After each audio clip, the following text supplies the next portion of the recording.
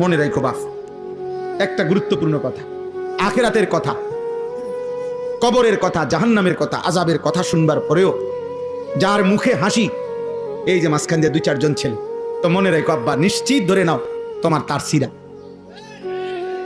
তোমার ব্রেনের সমস্যা, তুমি প্রতিবন্ধী, তুমি অবশ্যই খুব দ্রুততম সময়ে ভালো মানসিক ডাক্তার, পাগলের ডাক্তার দেখানো উচিত।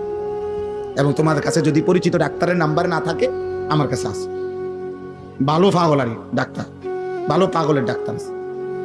আস্তাগফিরুল্লাহ। আহা, এক ছেলে আরেক ছেলের ধাক্কা দেয়, হাসে, মানে বুঝে আর বুঝায়, কি রে তোরই তো কয়, এতে কয় তুই তো এই হওয়া দে রে, আমি যেমন অসৎ তুই কিতা।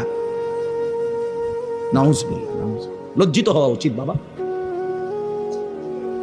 লজ্জিত হওয়া উচিত। আহা, আমাকে বলছি কেন আমি এমন দুর্ভাগা হলাম, আমি কেন এমন বদনসিব হলাম, আমি কেন এমন দুর্ভাগা হলাম। আমরা কিতাবে হুজুরদের মুখেও বুজুর্গদের মুখে শুনছি, পূর্বের জামানায় এক 10 বছরের ছেলে একদিন একাকী বসে বসে কাঁদতেছিল। তো ওই জামানার এক বুজুর্গ ছেলেটাকে জিজ্ঞেস করছে, বাবা এত ছোট মানুষ তুমি কাঁদতেছো কেন? বলতেছে আমি জাহান্নামের ভয়ে কাঁদতেছি। তো ওই আল্লাহওয়ালা বলতেছে, বলো কি বাবা, মাত্র 10 বছর তোমার বয়স, এত ছোট্ট বয়সে তুমি জাহান্নামের ভয় করছো কেন? সে বলল, আমার মায়ের একটা আচরণ দেখে আমি ভয় করছি, আমার ভয় লাগতেছে। তো বাচ্চাটা বলতেছে কি কারণ?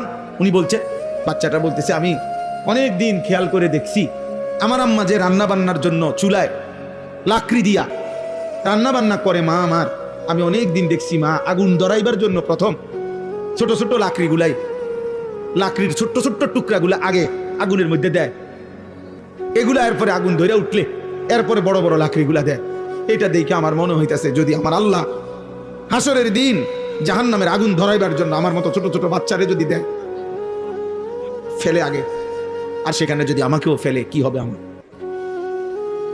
এক 10 বছরের ইমানদার সন্তান বেটা মায়ের আচরণ দেখে জাহান্নামকে ভয় করছে, আর তোমরা মায়ের চোখের পানি দেখেও দিল নড়ে না।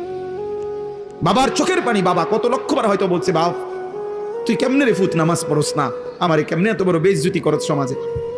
আহা, নাফরমান সন্তান, এক সুতা দিল নড়ে না।